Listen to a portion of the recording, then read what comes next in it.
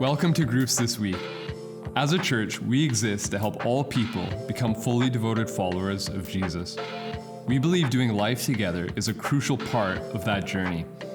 During this time, we're going to unpack and dig deeper into the sermon we heard this past week. Let's dive in as we continue to grow in our faith, knowledge, and love of Jesus together. Well, hello and welcome, community groups. This past Sunday, Marty walked us through mercy and justice in our compelling community sermon series. And so, Marty, I'm really interested in knowing just about, with this subject, I think there can be so much around justice, right? Mm-hmm. And how do we see biblical justice as different from the way that the world understands justice? Yeah, so I think when we think about justice, we can think about it from different angles, especially if we're thinking about it politically. Mm-hmm. So maybe if you're on the right, you think justice is people, get incarcerated if they do something wrong. If you're maybe in the more liberal camp, you might think of justice as protecting everyone's human rights and freedoms. It kind of looks at a very individual look. And maybe if you're moving farther on the left, you think of justice as making sure everyone is equal and has equal opportunity. But biblical justice incorporates some of those ideas, but goes beyond that. And so the word that's used in the Old Testament and in the text in Micah is mishpat, which doesn't exactly translate into English. So that makes it a little bit harder. But one thing we know for sure is that mishpat is rooted in God. So one of God's characteristics is justice. That justice will incorporate some of those things. Augustine defined justice as making sure everyone receives what God has for them, that their God-given rights, their God-given value and dignity. So justice is making sure that people are loved and cared for. Justice includes following what is good and right. Justice includes treating others with respect, that they are made in the image of God. And I think when we think, if God is justice, how do we know what that looks like? And so in many ways we look to Jesus, because Jesus was God and Jesus demonstrated what justice looked like. So as we go into the Gospels in the New Testament, we'll see Jesus inaugurates his ministry with Luke 4, where he talks about freeing the captives and giving sight to the blind.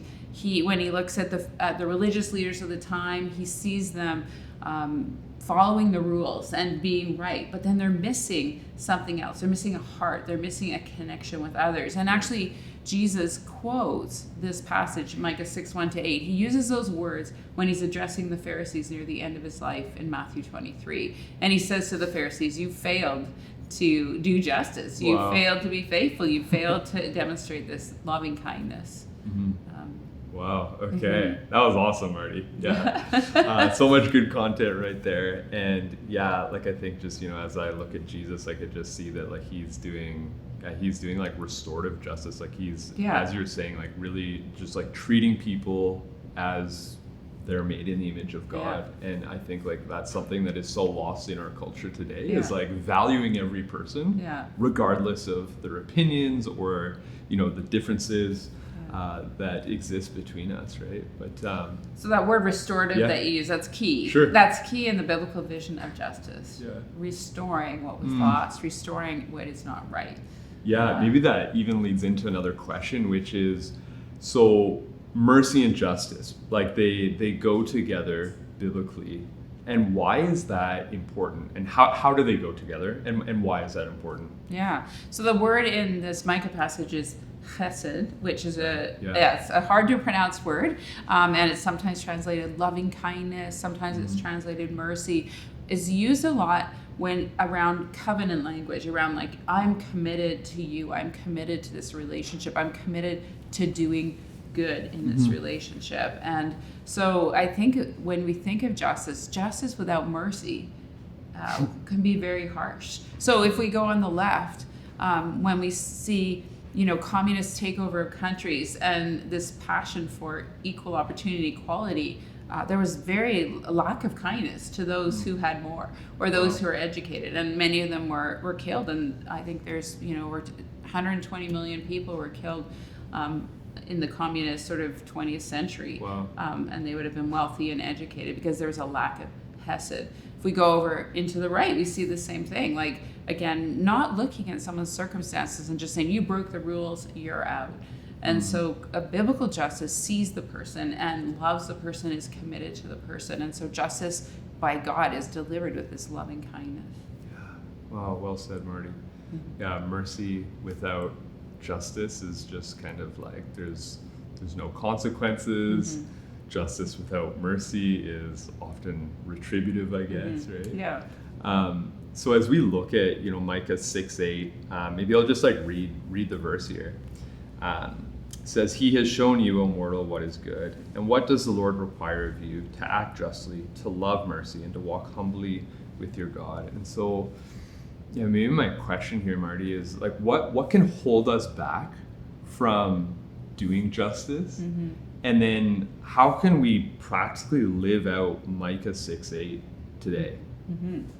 So I think one thing I want to say, and I think this is at the center, when justice becomes separated from our own experience of God, our own experience of receiving justice from God, of receiving loving kindness from God, and becomes a way to please God or a way to do what is right, I think, again, it's off. And so not knowing God's love, not knowing God's mercy, knowing God's forgiveness can keep us from doing justice, or doing justice maybe in a harsh way or a wrong way. So I would say one thing that keeps us from that is we are not practicing Jesus' presence. We are not connected to Jesus.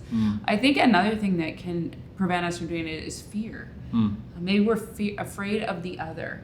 And so if we think of a homeless person on the street, we feel fear. And so instead of doing justice and mercy, we might cross over the street. Maybe like the story of the Good Samaritan, right? This is risky. I'm heading across the street.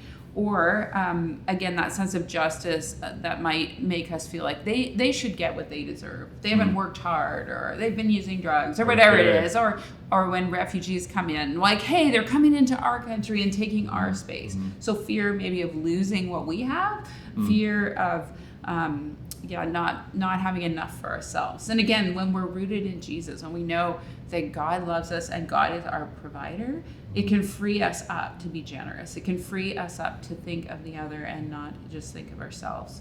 So I think that's what I'd say some of the key things. If justice is hard for you, connect to Jesus and find life in Jesus and find welcome in Jesus, and justice will flow out of you. Because doing justice isn't a way to please God, though it does please God, but it comes out of an overflow of receiving justice and mercy. Absolutely. So how, I think when we look around in the Old Testament, some people call it the quartet of the vulnerable, but the quartet of the widow, the orphan, the orphan, the widow, the foreigner, and the poor. Okay. And so when we look around our city, who are the vulnerable? Who are those who are least likely to receive justice? Who are those least likely to be cared for? And we can look at seniors without kids. We can look at new Canadians, or especially refugees. We can look at single moms, or people who are addicted to substances, or living on the street. They're underhoused. They're very vulnerable. And so again, those are things we can look at. But a great place to start is even just in our own neighborhood. And so how do we respect our neighbors? How do we love them? How do we care for them? And then to move on there, again, Jesus asked that question, who is my neighbor? And again, the quartet of the vulnerable are neighbors. So again, I want to encourage you can join on mission with CA Church. There's ways, the winter shelter, we're having meals with and providing meals for and talking to people who are underhoused and addicted. And that's a great place to diminish our fear. And that's March 2025, right? March 2025, where you're actually rubbing shoulders with people who are different than you and vulnerable. Our pantry ministry or our clothing ministry engages with people who are new Canadians and are marginalized and under-resourced. And so again, that's another way we can reduce our fear, because we actually meet with them and talk with them. We learn and grow from that engagement. And I think as we engage with people who are in this vulnerable category, God will grow our hearts. And maybe there'll be some specific people we're just passionate about, and God will move us to engage further. And again, our global mission is another opportunity to engage with the Quartet of the Vulnerable. We're working with vulnerable Indigenous people in Mexico. We're working with vulnerable orphans and kids with really poor families in Africa. We're working with religious minorities who are persecuted in the Middle East. We're working with orphans and street kids in the Philippines. So again, as you come on mission with us globally, you also get another opportunity to rub shoulders with the Quartet of the Vulnerable and have God grow your heart for that. Wow, that's so good, Marty. And yeah, I think there's probably a question in here for how do we move towards what maybe we're uncomfortable or unfamiliar with in terms of loving on those that, are in that Quartet of the Vulnerable, and that can, take vulnerability, but like, hey, this is what we're called into, right? And we've been welcomed in as foreigners, right, by God. And so we're called to join him in his mission and in his work of justice and mercy. So, well, thanks so much, Marty, for preaching and for enlightening us here as groups. So have a great discussion, guys. We hope you enjoyed the teaching today.